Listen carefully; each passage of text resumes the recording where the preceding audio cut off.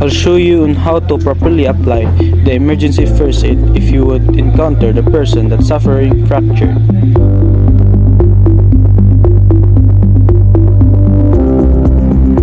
Don't move the person except necessary to avoid further injury. Apply ice packs to limit swelling and help relieve pain. Do not apply directly to skin. Wrap the ice in a towel, a piece of cloth, or some other materials.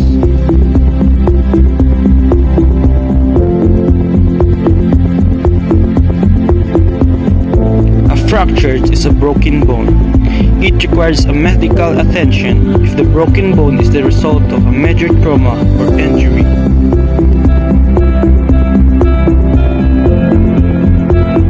To support the fractured arm, use the technique of the triangular bandage. Follow the steps.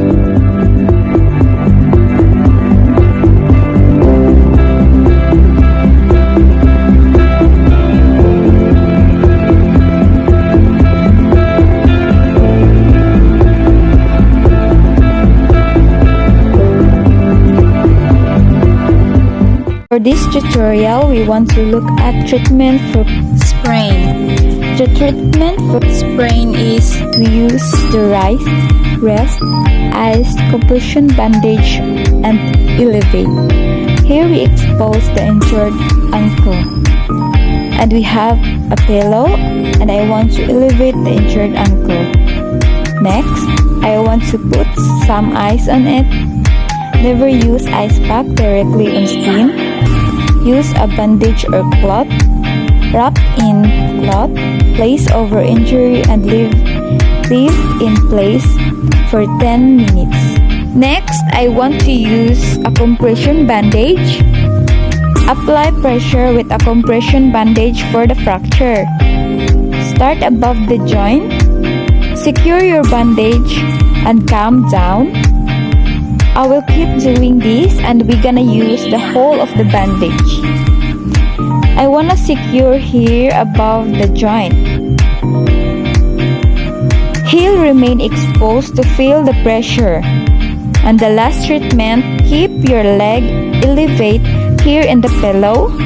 And this is the treatment for sprain.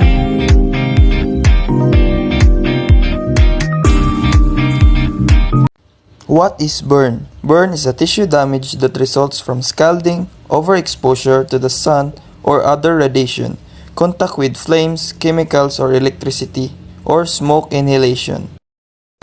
Treatment for minor burn. Step 1. Cool the burn. Hold the burn area under the cool running water or apply a cool wet compress until the pain eases. Step 2. Remove rings or tight items from the burn area. Try to do this quickly and gently before the area swells. Step 3. Don't break the blisters. Fluid-filled blisters protect against infection. If a blister breaks, clean the area with a clean water. Mild soap is optional. Apply antibiotic ointment, but if a rash appears, stop using the ointment. Step 4. Apply lotion. Once a burn is completely cool, apply a lotion such as that contain aloe vera or a moisturizer. This helps preventing dyeing and provides relief. Step 5. Bandage the burn. Cover the burn with a sterile gauze bandage, not a floppy cotton. Wrap it loosely to avoid pressure on the burned skin. Bandaging keeps air off the area, reduces pain, and protects blister skin. Hello guys, and today we're going to talk about how to manage and deal with a bleeding cut. So step number 1, don't get yourself cut in the first place. You gotta be really careful handling sharp objects like these.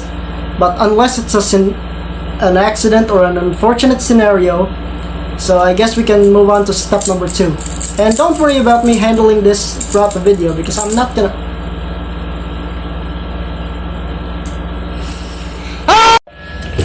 So I actually got myself cut. So we're just gonna go on with this. So step number 2 is to basically wash it with soap and water. So here, I'm just gonna demonstrate it. Here, even just one hand. Just water, a little water. Put it with soap. You gotta be really thorough, and if it burns, don't worry. It's part of the healing process.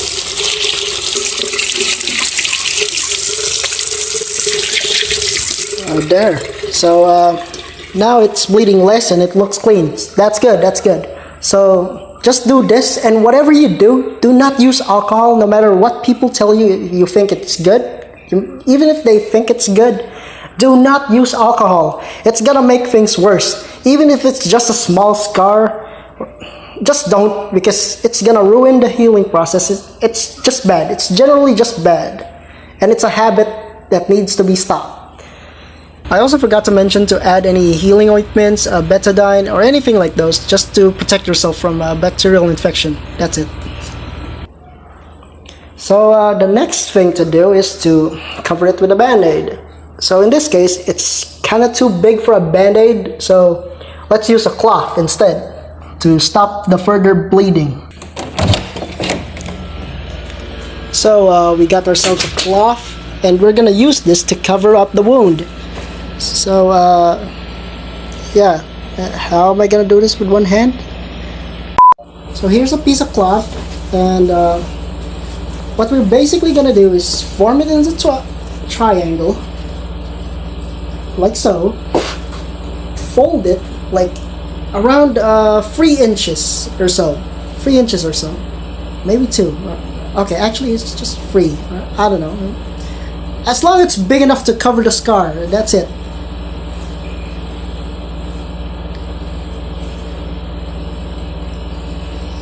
So we're gonna twist it like this. It's gonna form like something like this. And from here, around here, you put this on the bleeding scar. Put it like that. Cover it up. And don't just don't tie it too tight, because that's just uncomfortable. Just tie it enough that it won't get loose easily. That's it. Like there. It looks ridiculous, but it's gonna help stop the bleeding. So it's your health, not your appearance or whatever. You can take it off until you're feeling well. That's it. That's it.